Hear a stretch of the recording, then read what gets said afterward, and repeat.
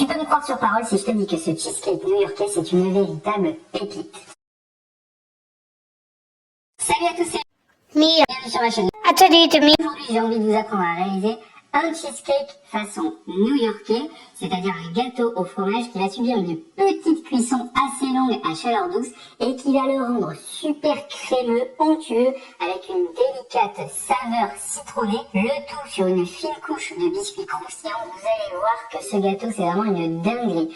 Moi, j'adore le servir avec un coulis de framboise pour apporter de l'acidité, de la fraîcheur et du fruité à mon dessert. C'est un dessert qui n'est pas si compliqué que ça à réaliser. Je vais vous donner toutes les astuces et mes meilleurs conseils pour le réussir à coup sûr. Et je suis sûr que comme moi, vous allez devenir complètement accro à ce cheesecake new-yorkais qu'on trouve dans des grands coffee shops comme le Starbucks par exemple. Avant de commencer la recette, bien entendu, pensez à vous abonner à ma chaîne YouTube. Bienvenue à tous les nouveaux abonnés qui nous rejoignent, ça fait vraiment plaisir. Likez cette vidéo si vous l'avez aimée ou si la recette vous fait envie parce que ça m'encourage à faire d'autres recettes en vidéo. N'oubliez pas de me suivre sur les réseaux Insta, Facebook, et si vous avez une question ou un commentaire, vous pouvez l'écrire juste en dessous de cette vidéo, je me ferai un plaisir d'y répondre, à condition de rester cordial et bienveillant. Et maintenant, si vous êtes prêts à réaliser avec moi ce délicieux cheesecake new-yorkais, allez bien c'est parti pour la recette.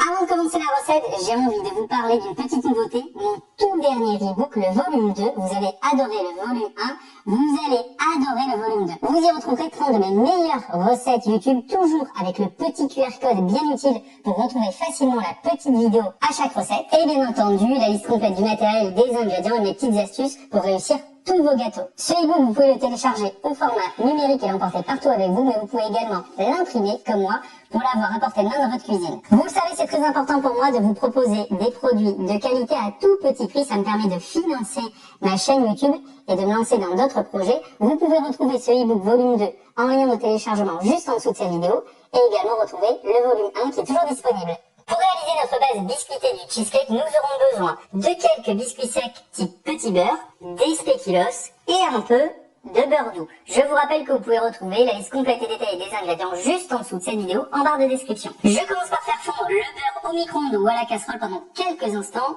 juste de quoi le faire complètement fondre avant de le laisser refroidir à température ambiante.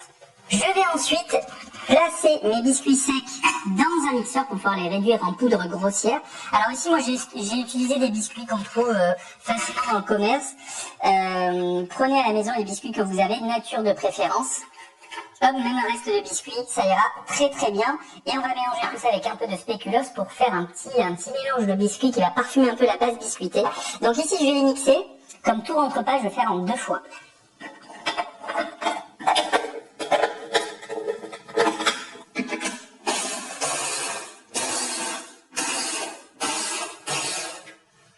On va rajouter le reste, les biscuits, les spéculoos. Et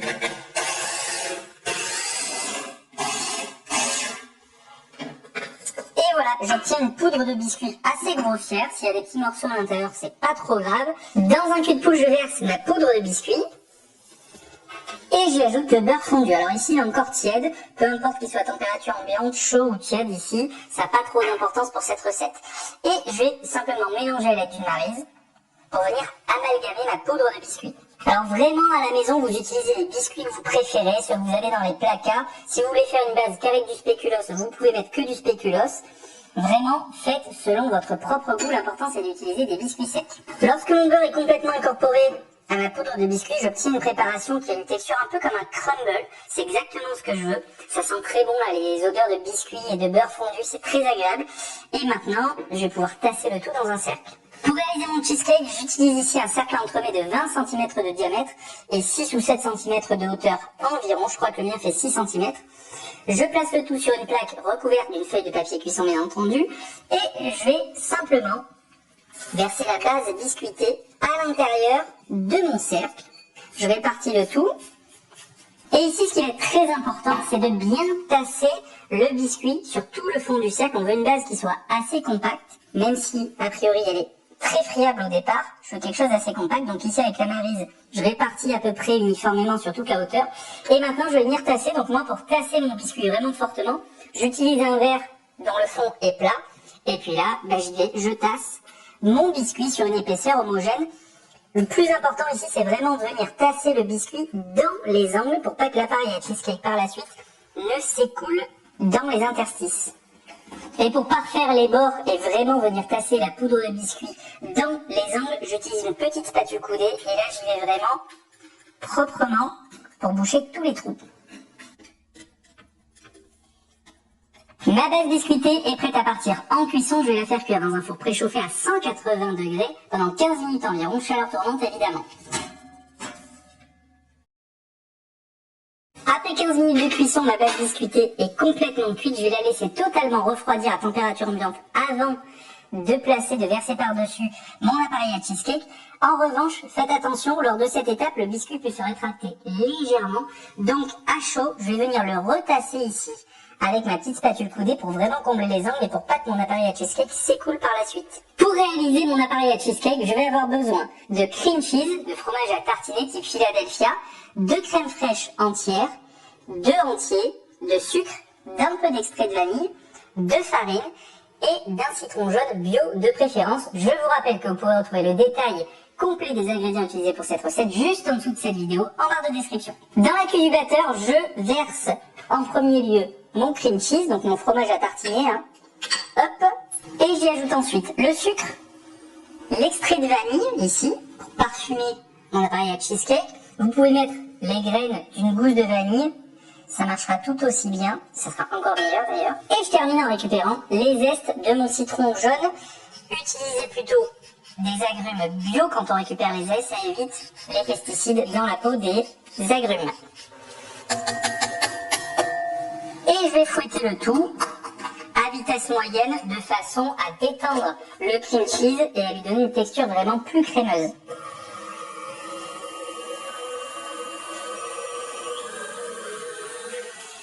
Après quelques instants, j'obtiens un mélange qui a une texture beaucoup plus onctueuse. Donc mon fromage s'est détendu ici, hop, on a vraiment une texture assez sympa. Je vais pouvoir poursuivre en ajoutant le reste de mes ingrédients. Donc ici j'ajoute un peu de farine, donc c'est la farine de blé T45 que j'utilise. Si vous avez la T55, ça marche tout aussi bien. Vous pouvez aussi remplacer la farine par de la fécule de maïs, ça marchera aussi bien. Et je vais ajouter ici le jus de mon citron que je viens de récupérer. Et je mélange à nouveau jusqu'à l'incorporation complète de mes nouveaux ingrédients.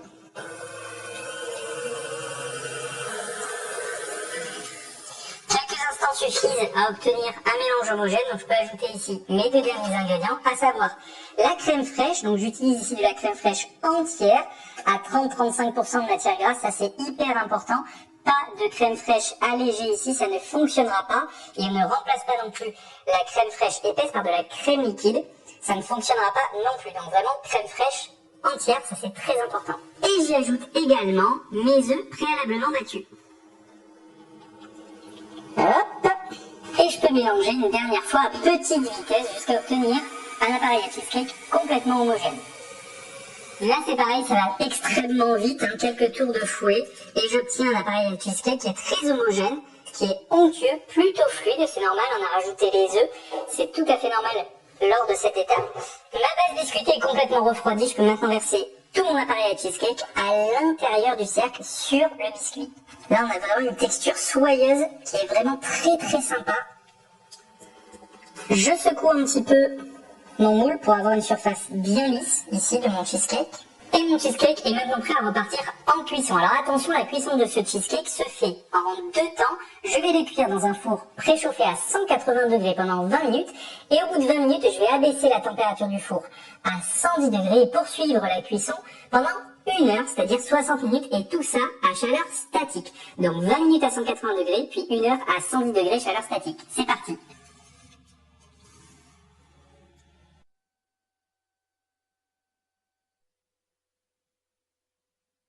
Après 1h20 de cuisson, j'ai laissé mon cheesecake dans le four éteint, jusqu'à ce que celui-ci revienne complètement à température ambiante avant de le sortir du four. À ce stade, il a une texture encore un peu tremblotante, mais la recette n'est pas tout à fait finie. Je vais devoir le laisser reposer tranquillement au réfrigérateur pendant toute une nuit avant de pouvoir le déguster. Après une nuit de repos au réfrigérateur, mon cheesecake a bien figé, donc maintenant il a une texture qui se tient vraiment, il est vraiment beaucoup plus ferme. Je vais pouvoir retirer le cercle de cuisson, donc pour cela je vais m'aider d'une lame de couteau que je vais glisser entre le cercle et le cheesecake, et évidemment je procède délicatement. Allez, maintenant que c'est fait, je peux retirer mon cercle de cuisson en veillant à pas déchirer mon cheesecake.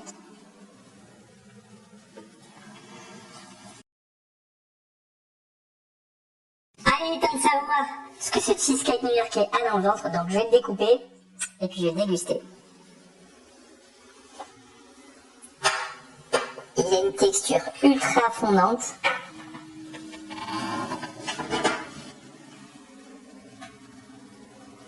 Allez, je vais goûter ce cheesecake. Moi, j'ai mis un petit coulis de framboise par-dessus. Ça va le rendre encore plus gourmand. Il va y avoir ce petit côté acidulé. Je vais goûter et je vais vous dire ce que j'en pense.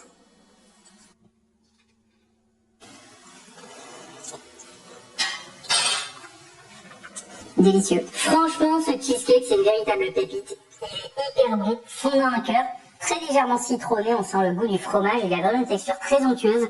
Moi, ça me rappelle vraiment le cheesecake qu'on trouve au Starbucks, par exemple. C'est une vraie tuerie. Ce cheesecake, vous allez l'adorer. Surtout si vous avez aimé cette vidéo, pensez à la liker, ça encourage mon travail et ça m'encourage aussi à faire d'autres vidéos.